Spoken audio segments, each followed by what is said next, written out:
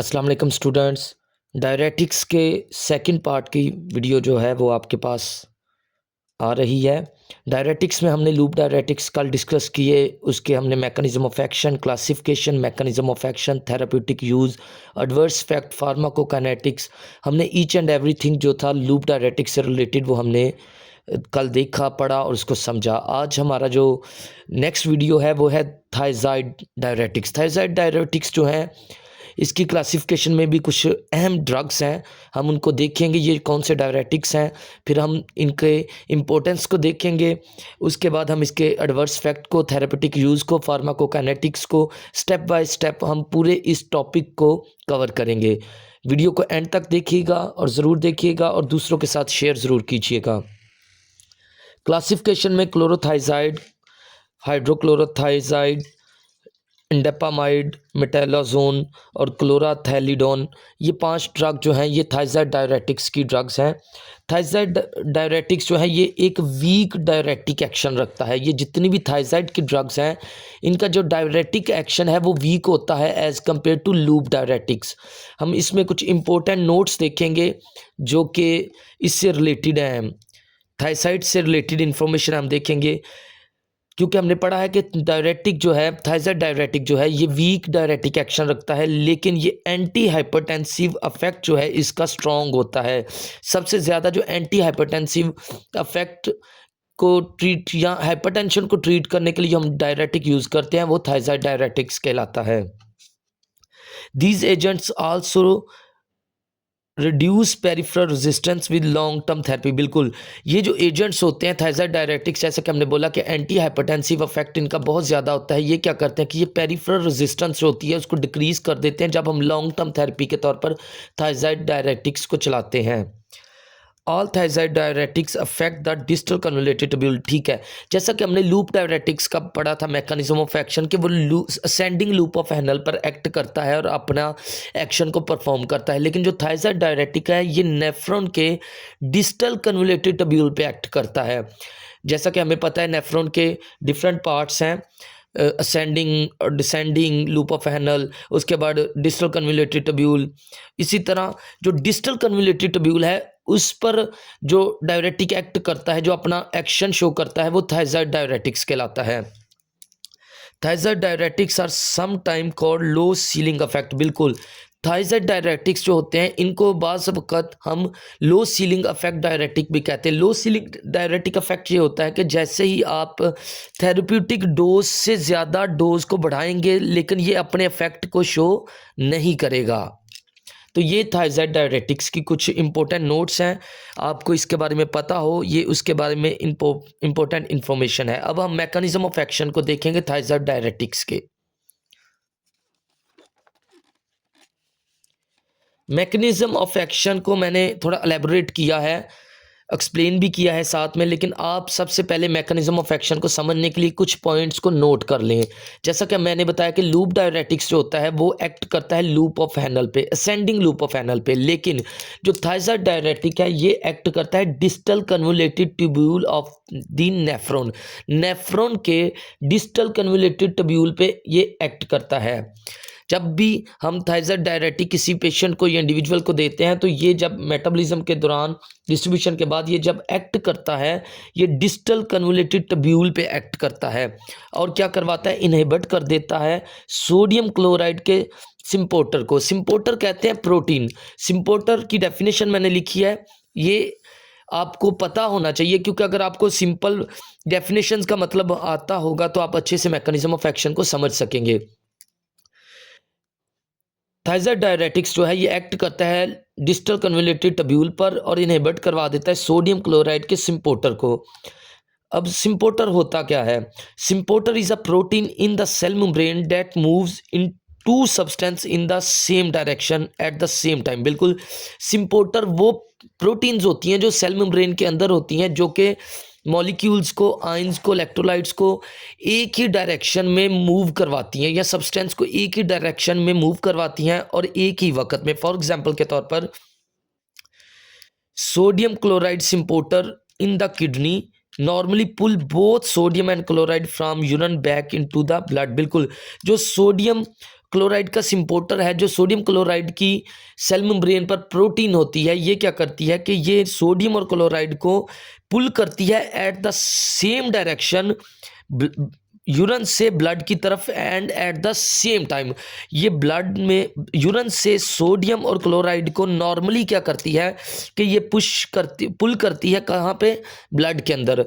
लेकिन अब हमने मैकेनिज्म ऑफ एक्शन थायराइड का समझना है कि थायराइड ड्रग जो है ये सिम्पोर्टर को बंद कर देती हैं, ब्लॉक कर देती हैं, ताकि सोडियम और क्लोराइड जो है वो यूरन से ब्लड के अंदर ना आए, बल्कि इसकी एक्सक्रीशन हो सके और ये यूरन के जरिए बॉडी से एक्सक्रीट आउट हो सके।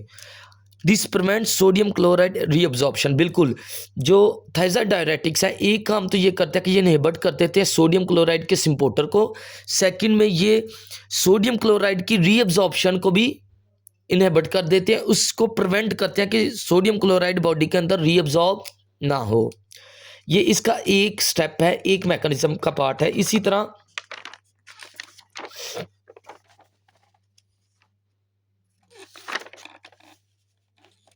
हम देखेंगे इसके दूसरे मैकेनिज्म ऑफ एक्शन भी। ये इंक्रीज कर देता है पोटाशियम की एक्सक्रीशन। बिल्कुल, थायराइड डायरेटिक्स जो है ये इंक्रीज कर देता है पोटाशियम की एक्सक्रीशन को। कैसे करता है, हम देखते हैं कि जब थायराइड डायरेटिक्स हम देते हैं तो increase sodium in the lumen enhance. जब हम थायराइड डायरेटिक्स किसी भी इंडिविजुअल को देते हैं तो सोडियम, क्योंकि हमने पढ़ा कि सोडियम और क्लोराइड की एक्सक्रीशन करवाता है, जिसकी वजह से क्या होता है कि एक्सचेंज होती है, sodium potassium exchange collecting duct के ऊपर, जिसकी वजह से बॉडी के अंदर से पोटाशियम भी एक्सक्रीट होना शुरू हो जाता है। तो इस तरह ये सोडियम की एक्सक्रीशन के साथ साथ पोटाशियम की एक्सक्रीशन भी करवाता है। Calcium retention. बिल्कुल, जब भी हम किसी इंडिविजुअल को थायराइड डायरेटिक्स देते हैं तो कैल्शियम पे इसका क्या एक्शन होता है कि कैल्शियम की ये रिटेंशन करवाता है। थायराइड डायरेटिक्स इंक्रीज या enhance the calcium reabsorption in the distal tubule, reduce calcium. बिल्कुल, एक्सक्रीशन। बिल्कुल, जब भी हम किसी इंडिविजुअल को थायराइड डायरेटिक्स देते हैं तो ये क्या करता है कि ये उसकी बॉडी में कैल्शियम की रीअब्जॉर्प्शन को बढ़ा देता है और कैल्शियम की एक्सक्रीशन को कम कर देता है। इस तरह ये बॉडी के अंदर हाइपरकैल्सीमिया जैसी कंडीशन को लीड करता है। Thyroid diuretics is useful in the condition of osteoporosis and hypocalcaemia. बिल्कुल, हाइपोकैल्सीमिया और ऑस्टियोपोरोसिस की कंडीशन में अगर किसी को आपने डायरेटिक्स देना हो तो आप थायराइड डायरेटिक्स देते हैं, ताकि उसमें जो कैल्शियम की एक्सक्रीशन होनी है वो ना हो और उसमें कैल्शियम की रिटेंशन कॉज हो, ताकि बॉडी के अंदर कैल्शियम का लेवल अप हो। इसी तरह चौथा जो इसका मैकेनिज्म ऑफ एक्शन है वो ये है कि रिडक्शन इन ब्लड प्रेशर। हमने पहले भी डिस्कस किया था कि लॉन्ग टर्म थेरेपी में क्या होता है कि ये पेरिफेरल रेजिस्टेंस को कॉज करता है, लेकिन इनिशियली ये क्या करता है कि initially diuretics decrease blood volume.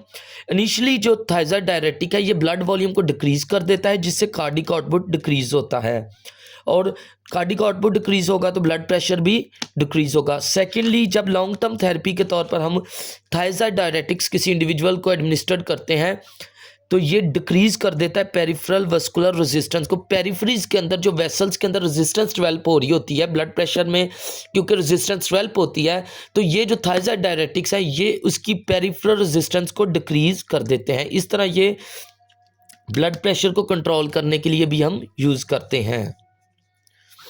इसके बाद हम देखेंगे इसके एक्शंस कि बॉडी के ऊपर इसके एक्शंस क्या होते हैं थायराइड डायरेटिक्स के। जी स्टूडेंट्स, अब हम देखेंगे actions of thyroid diuretics in the body. अब थायराइड डायरेटिक्स जितनी भी बातें हमने डिस्कस की हैं अल्टीमेटली वो ही सारे एक्शंस भी ये परफॉर्म करता है, लेकिन मैं चाहता हूँ कि आप इसको अच्छे से देखें और अपने कॉन्सेप्ट को क्लियर करें और MCQs की भी आपकी प्रिपरेशन अच्छे से हो जाए।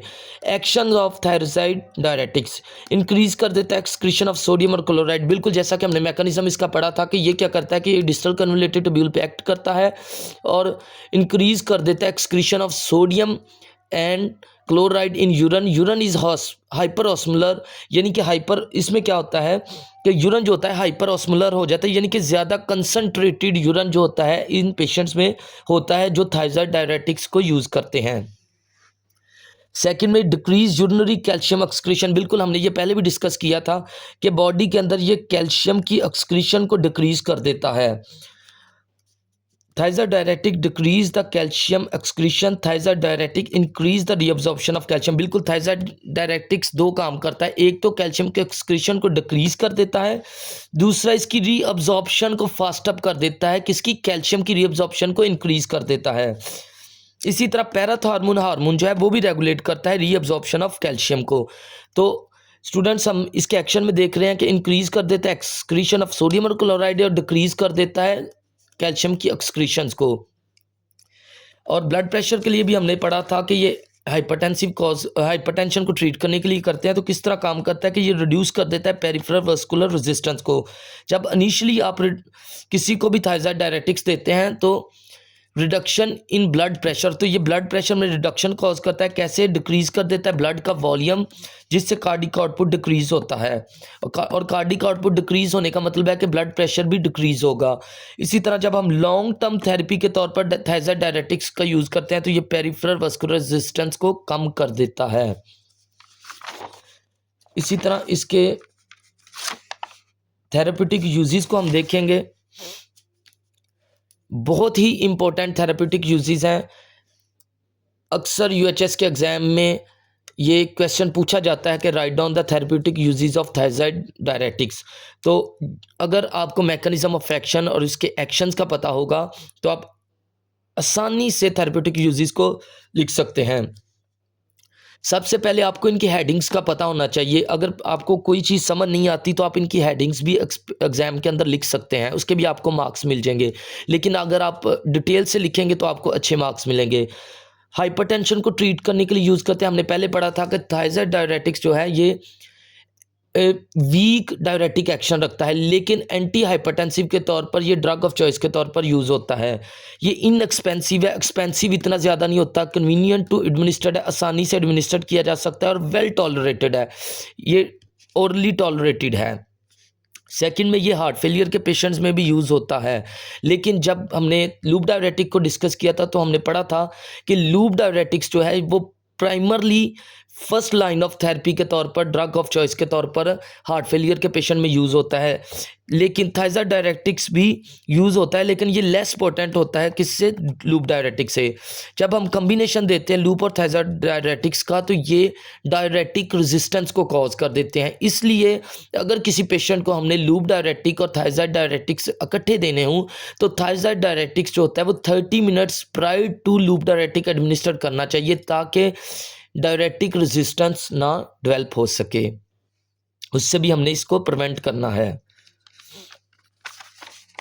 इसी तरह हाइपर कैल्सीयूरिया, बिल्कुल थायराइड डायरेटिक्स जो होते हैं हाइपर कैल्सीयूरिया को ट्रीट करने के लिए भी यूज़ होते हैं। यानी इडियोपैथिक हाइपर कैल्सीयूरिया हो, यानी कि उसकी हाइपर कैल्सीयूरिया की अननोन कॉज हो, तो उसके लिए भी हम थायराइड डायरेटिक्स दे सकते हैं। और इसी तरह किसी के कैल्शियम ऑक्सलेट स्टोन्स बन रहे हो उसकी यूरिनरी ट्रैक के अंदर, तो उन इंडिविजुअल्स में भी हम थायराइड डायरेटिक्स जो है वो देकर इसको ट्रीट कर सकते हैं, क्योंकि ये इनहिबिट कर देता है कैल्शियम के एक्सक्रीशन को यूरिन के अंदर। डायबिटीज़ इंस्पाइडस को ट्रीट करने के लिए भी हम थायराइड डायरेटिक्स दे सकते हैं, क्योंकि ये जो नेफ्रोजेनिक डायबिटीज़ इंस्पाइडस होता है, क्योंकि थायराइड डायरेटिक्स जो होते हैं ये इनमें एबिलिटी होती है कि ये प्रोड्यूस करें हाइपर ऑस्मोलर यूरिन, यानी कि कंसनट्रेटेड यूरिन। क्योंकि डायबिटीज़ इंस्पाइडस के अंदर कंसनट्रेटेड यूरिन नहीं होता, बल्कि एंटी डायरेटिक हार्मोन की डेफिशिएंसी होती है, जिसकी वजह से यूरिन बहुत ज़्यादा पेशेंट को आता है। तो जब हम थायराइड डायरेटिक्स देते हैं तो ये कंसनट्रेटेड यूरिन को कॉज करता है, हाइपर ऑस्मोलरिटी को कॉज करता है यूरिन के अंदर। Thiazide diuretic used to treat the nephrogenic diabetes insipidus and reduce urine output. बिल्कुल, ये यूरिन आउटपुट डायबिटीज इंस्पाइडस के पेशेंट में कम कर देता है, कंसंट्रेटेड कर देता है और कम कर देता है 11 litre to 3 litre per day. ऐसे इंडिविजुअल जिनको डायबिटीज इंस्पाइडस होता है उनमें यूरिन आउटपुट चला जाता है 11 लीटर पर डे तक। तो ये जो थायराइड डायरेटिक्स होता है ये उनके यूरिन को कंसंट्रेटेड कर देता है, हाइपर ऑस्मोलर कर देता है, जिसकी वजह से यूरिन 11 लीटर से 3 लीटर पर डे पर आ जाता है। जी स्टूडेंट, हमने थेरेप्यूटिक यूजेस 1 बाय 1 डिटेल से डिस्कस कर लिए, जिसमें ये हाइपरटेंशन को ट्रीट करने के लिए यूज़ होता है, हार्ट फेलियर को ट्रीट करने के लिए यूज़ होता है, हाइपर कैल्सीयूरिया की कंडीशन को ट्रीट करने के लिए हम यूज़ करते हैं, और डायबिटीज़ इंस्पाइडस को उसके सिम्टम्स को डिक्रीज़ करने के लिए इडियोपैथिक नेफ्रोजेनिक डायबिटीज़ इंस्पाइडस को ट्रीट करने के लिए भी हम इसको यूज़ करते हैं। अब हम देखेंगे pharmacokinetics of thyroid diuretics. Pharmacokinetic कहते हैं what the body does with the drug, के बॉडी हमारी जो हम ड्रग लेते हैं उसके साथ क्या एक्शंस परफॉर्म करती है, उसमें अब्जॉर्प्शन, डिस्ट्रीब्यूशन, मेटाबॉलिज्म, एलिमिनेशन आता है। इसी तरह थायराइड डायरेटिक्स जो हैं ये वेल अब्जॉर्ब्ड होते हैं ओरली, ये ओरली एडमिनिस्टर्ड होते हैं और ये टॉलरेटेड होते हैं। इनकी बायोअवेलेबिलिटी जर्नल 60 to 70% होती है। हाफ लाइफ जो है वो शॉर्ट एक्टिंग भी होती है और लॉन्ग एक्टिंग में इसको मैंने क्लासीफाई किया है। जो short acting thyroid diuretics half life के अकॉर्डिंगली है वो है हाइड्रोक्लोरोथायराइड। इसकी जो हाफ लाइफ है वो 6 to 15 आवर होती है। और लॉन्ग एक्टिंग में मैंने दो को रखा है, क्लोरोथैलिडोन को और इंडिपामाइड को। क्लोरीथैलिडोन की जो हाफ लाइफ है वो 40 to 60 आवर है, 40 से 60 घंटे इसकी हाफ लाइफ है। और जो इंडेपामाइड है उसकी 14 से 25 घंटे हाफ लाइफ है। तो एमसीक्यूज में अक्सर पूछा जाता है कि हाइड्रोक्लोराइड की कितनी हाफ लाइफ है और क्लोरोथैलिडोन की हाफ लाइफ कितनी है, सबसे ज़्यादा किसकी हाफ लाइफ है। तो आपको पता होना चाहिए कि क्लोरोथैलिडोन की हाफ लाइफ 40 to 60 आवर है, इंडेपामाइड की 14 to 16 फिर 25 आवर है, और शॉर्ट एक्टिंग जो है हाइड्रोक्लोरीथाइजाइड उसकी 6 to 15 आवर है। अब हम देखेंगे एडवर्स फैक्ट को और वन बाय वन हम इनके एडवर्स फैक्ट को डिस्कस करेंगे। और एससीक्यूज के अंदर मोस्टली पूछा जाता है कि write down the adverse fact of thyroid diuretics, loop diuretics. तो आपको थायराइड डायरेटिक्स के भी एडवर्स फैक्ट पता होने चाहिए। सबसे पहले आपको इनके नाम पता होने चाहिए, उसके बाद आप डिटेल में इन चीज़ों को समझ सकते हैं। थायराइड डायरेटिक्स जो है ये हाइपोक्लीमिया कॉज करते हैं। Most frequent problem with thiazide diuretics is hypokalaemia. बिल्कुल एमसीक्यूज में अगर पूछा जाए कि most common adverse effect of loop diuretic is, तो वो आपने कहना है हाइपोक्लीमिया। अगर आपसे पूछा जाता है कि मोस्ट फ्रीक्वेंट कौन सी प्रॉब्लम होती है थायराइड डायरेटिक्स के साथ, तो वो फिर हाइपोक्लीमिया होती है। लेकिन मोस्ट कॉमन कौन सी होती है लूप डायरेटिक्स के साथ, उसके साथ भी हाइपोक्लीमिया ही होती है। जब हम प्रोलॉन्ग यूज़ करते हैं थायराइड डायरेटिक्स का तो ये कॉज करते हैं पोटाशियम की एक्सक्रीशन को, और ज़्यादा पोटाशियम बॉडी से निकल जाए उस कंडीशन को हम हाइपोक्लीमिया कहते हैं। पोटाशियम सप्लीमेंट और पोटाशियम स्पेयरिंग डायरेटिक्स रिक्वायर्ड होते हैं जब आप किसी भी इंडिविजुअल को थायराइड डायरेटिक्स दें, क्योंकि इसमें हाइपोक्लीमिया के चांसेस बहुत ज़्यादा होते हैं। उसके बाद हाइपोमैग्नीसीमिया कॉज होता है, यूरिनरी लॉस होता है मैग्नीशियम का, जिसकी वजह से ब्लड के अंदर मैग्नीशियम का लेवल डिक्रीज हो जाता है, तो ये कंडीशन हाइपोमैग्नीसीमिया कहलाती है।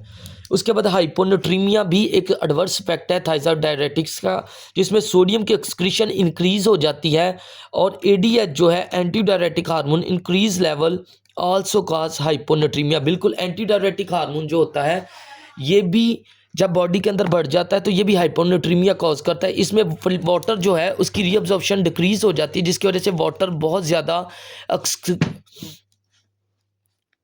एक्सक्रीट नहीं होता।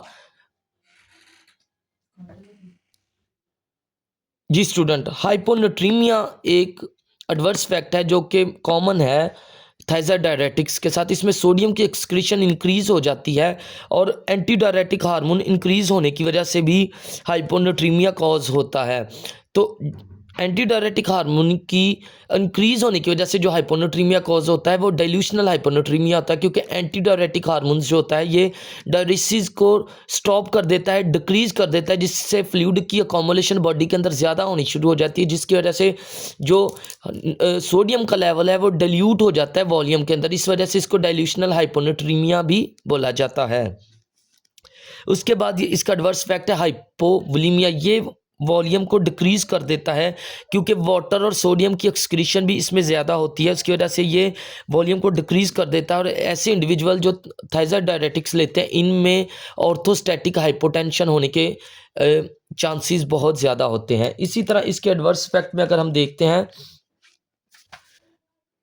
तो हाइपरकैल्सीमिया, जैसा कि हमने पहले पढ़ा था कि ये कैल्शियम के एक्सक्रीशन को स्टॉप कर देता है और रीअब्जॉर्प्शन को इंक्रीज कर देता है, जिसकी वजह से ब्लड के अंदर कैल्शियम का लेवल बढ़ जाता है और इस कंडीशन को हाइपरकैल्सीमिया कहा जाता है।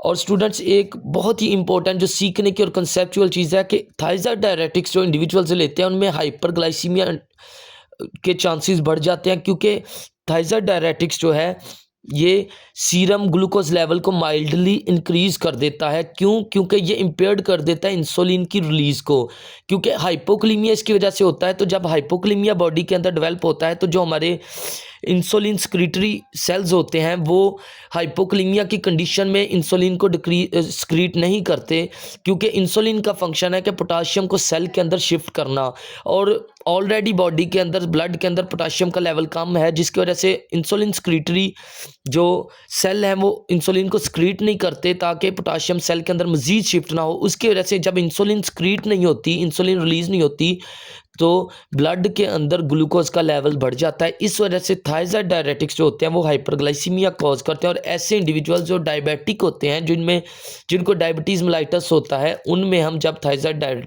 डायरेटिक्स देते हैं तो हम बड़ा क्वेश्चनली उनके ब्लड ग्लूकोज मॉनिटरिंग करते हैं।